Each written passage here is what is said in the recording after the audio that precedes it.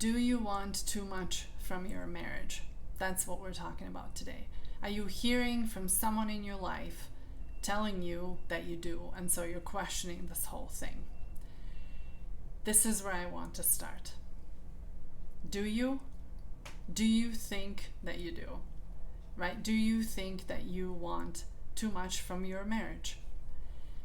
And because you're here, you're clearly having trouble answering that question for yourself. So that's what I'm here. That's what I'm here to help with. Let me ask you this. Who says? Who is the one that says you want too much from your marriage?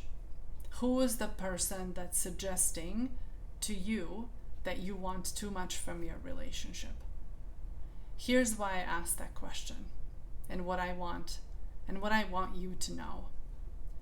It's essentially irrelevant who that is. We tell ourselves that it's not, right? We tell ourselves that it matters.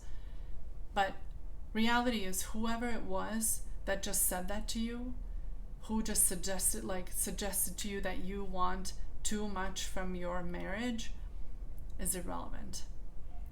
Wait, you just said that word again. You just said irrelevant again, didn't you? I absolutely did. It's irrelevant because it's really nobody else's business but yours. Now, the first thing that you need to figure out, right, is to know what you want from your relationship. If you don't know what that is, I do have another video where I talk about that, and I'll post that in the link, I'll post the link in the description below. But once you know what you want from your marriage, who's to say that you are asking too much? Right? It doesn't really matter who the person is. I don't care how close you are to that person, how much they have invested in you or you've invested in them over the years. It could be the neighbor across the street. It could be your best friend. It could be a family member. Like, none of it really matters one bit because of the bottom line. Wait, what's the bottom line? Here's the bottom line. The way that I look at it, the only way that you would think you want too much from your marriage is that either one of these two scenarios are true for you. A, you are told you want too much from your marriage from someone who isn't willing to give more.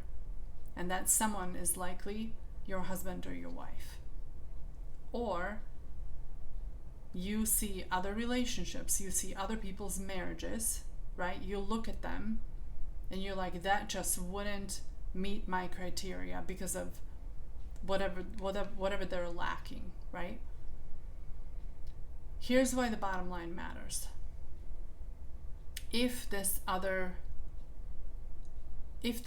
person wants less out of their relationship, that's on them 100% of the time. If they are satisfied and can be happy with less, that's just fine. But just because that's the case for them, that doesn't mean it has to be the case for you. And just because they're happy with less doesn't mean that you can't expect or desire more for your own marriage. And like I said before, you are the only judge of that, right? It is not for anyone else to tell you how much or what you should want out of your marriage. You are the one walking in your own shoes. They are not, right? You get to do this on your own or with your spouse, likely. But you get to make this decision for yourself. And then you sit with it or you act on it, depending on what your answer was to that question. So what does this look like in real life? That's why we're talking about this. So here goes. Let me just walk you through some examples to see if any of them will resonate with you. Just because your sister or your brother doesn't care about their spouse's educational level. Doesn't mean that you can't be looking or wanting someone or want to marry someone with a PhD or an MBA. Just because your best friend is fine with her husband being out of town, hunting every single weekend during hunting season, doesn't mean that you have to be okay with that as well. Just because your buddy at work doesn't need the occasional PDA from his own wife, meaning public displays of affection, doesn't mean that you should lower the bar for yourself, right? If that's what's important to you, if that's what's meaningful. Just because your parents were used to not talking for weeks after a big fight when you were growing up, and that's what you experienced secondhand and watched them do, doesn't mean that's something that you have to get accustomed to in your own marriage.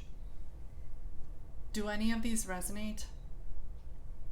Here's the thing I want you to hear me say. I want you to want more. I want you to want more from your marriage. I think we've learned how to settle in this culture so fast that it's not even funny. And it doesn't do us any good. I want you to rise to the occasion and find out what more your husband wants, what more your wife wants, and strive for that. Let's stop settling. Now, that's not to say that there aren't going to be things in your marriage, in any long-term committed relationship really, right, that you won't have to make peace with, for sure. But I don't want you to quit before you even try. I don't want you to settle before you even voice your desire or your want with your spouse. That's what I see happening, right? And that's not serving us well at all. Here's what it boils down to. The only two people that matter in this equation is you and your spouse.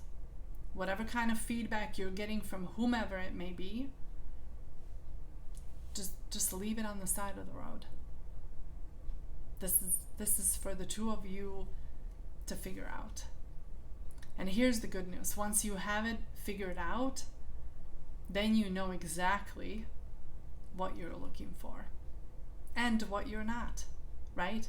And more importantly, even perhaps, you know what you're looking to give and what you're not, right? This is assuming that your husband or your wife told you, right, gave their feedback, voiced their desires with you, their spouse.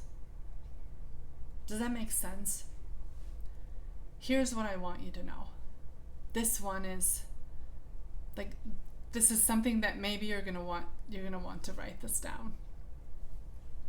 There is no one right answer. That also means there is no wrong answer. So stop judging yourself for that. In your marriage, what you want and how much of that you want and what your best friend wants may not align. And that is just fine, because you, for one, you're not the same people. For two, you're not married to the same person, I hope. So you're bound, right? You're bound to want different things.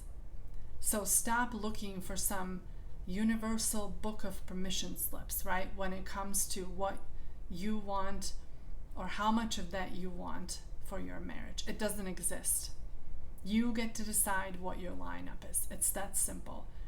The other thing is this: what you may have wanted in your marriage a decade ago or 4 decades ago or whenever it was that you two first met or got together may or may not be what you're looking for in your marriage right now, right? That's not to say that some of it can't be the same, but it may mean that one part of it, it may need to shift, because we change. Our relationships, our marriage, it changes. So of course, so do our expectations, so do our desires, right? It only makes sense. What may have worked for you even a year or a month or a week ago might not work today anymore. And if it's not working anymore, you better raise your hand and address it, right? Like the better that you're able to communicate that with your spouse, the more likely you're to get what you want. And the more of what you both are able to get from each other, the more real and the more meaningful your marriage will end up being. So stop looking around.